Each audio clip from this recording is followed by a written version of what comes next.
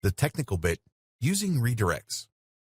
As mentioned, the big problem with the method described in the previous video is that it doesn't allow you to control for every single confounding variable. While you might run lots of tests with very similar pages, they are still different pages, and they might still succeed or fail based on other factors. While you can use larger groups to minimize this effect, it's still ultimately going to mean basing your decisions on estimated guesses. And there are limits to just how many pages you can use in a split A/B test. If you're going to be changing the results across hundreds of pages on your site, then this will involve a lot of work. What's more is that you will be potentially hurting your site in a big way if the change proves to be a mistake. The whole point of A/B testing is to conduct the experiment in a controlled manner. So what can you do? One answer is to use a redirect, which has different and unique pros and cons. A redirect simply means that you're going to send visitors to a different version of the website. This will use a number of different methods, more in a moment, but one of the simplest is the HTML redirect. The browser will read this code and will then follow it to the new page. If you use this method, then as soon as a visitor lands on a web page, there will be a short pause and then they will be sent to the new web page. Of course, this version of a split test also has its limitations. After all, there's no way for Google to alter its ranking depending on which page performs best. That's because the two versions of the page are one and the same as far as Google is concerned, meaning that they will only rank once depending on which version Google took into account. So how can this be used to monitor your SEO performance? This is useful for measuring a host of factors that will impact on your SEO. That means things like bounce rates, things like CTR, click-through rate, and more.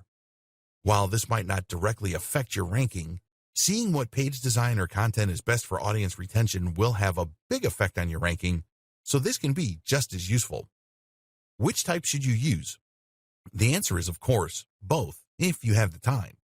The more data you collect, the smarter decisions your business will make, and the more likely you are to see performance boosts. Better redirects. The redirect used above will work as described to send a user directly to a different website. This way, they can experience a temporary alternative to your main page without hurting the appearance of that page. Of course, what we really want to do, though, is to ensure that the page only loads for half of the visitors. That's where we need to get a little savvier. What's more is that we want Google to get sent to the new page as well. As it is, 100% of our visitors are being sent to the new page, and Google's spiders will recognize that the page is a redirect and not a regular page. So why would it rank as normal? Instead, you'd be better off using a PHP redirect. PHP stands for PHP Hypertext Preprocessor.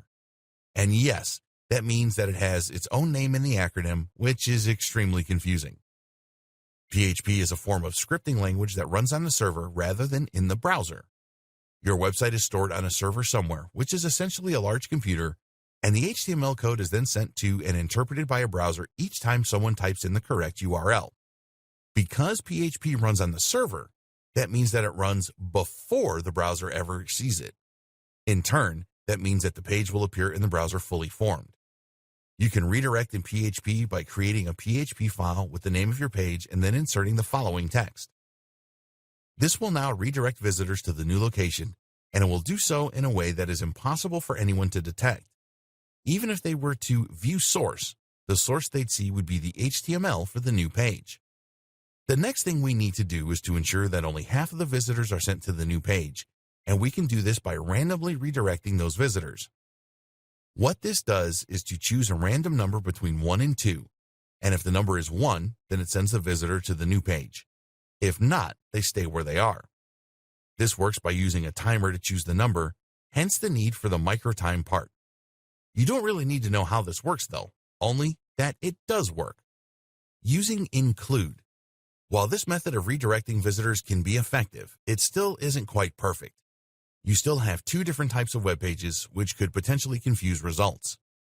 The URL in the address bar will be different, for example, which could result in action from Google, more on this in a bit, and which could confuse your users.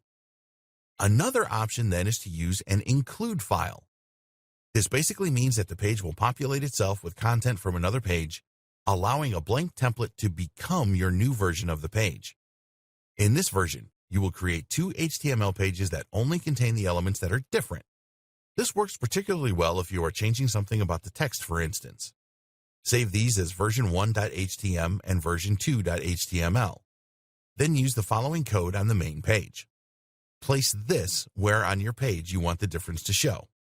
Of course, this becomes a little harder to track and it won't be suitable for every single option, but you can always create 2 full-page include files and have them load instead. Finally, you can also include what is known as a 301 direct, which you'll achieve by using your htaccess file available through your file manager. Just open it up and add the line. As you can see, there are plenty of options, but by understanding how redirects work and how to use them if you should decide to, you'll be able to employ the full range of strategies. More use for redirects. There are more ways that redirects can be useful and more reasons that you should familiarize yourself with the technique. For example, this is also by far the most useful option for measuring other metrics, such as your conversions and your profits if you have a sales page, for example. In other words, if it's not ranking that you're testing for, then you can happily use the redirect method and then see whether this impacts on the way that users engage with your site. We'll talk more about this later in the training. Redirects using the include method can also be a better way to run the matched pages test. Rather than manually change half of the pages on your site, or a large bunch of pages in your experimental group, you can use the include file in order to make the change once and then insert it into half the pages on your site. That in turn means you'll be able to quickly reverse your efforts as well, or even run entirely new tests by changing text in just one document. Finally, a redirect can be a useful way of testing changes using the previous method, but without permanently altering your site.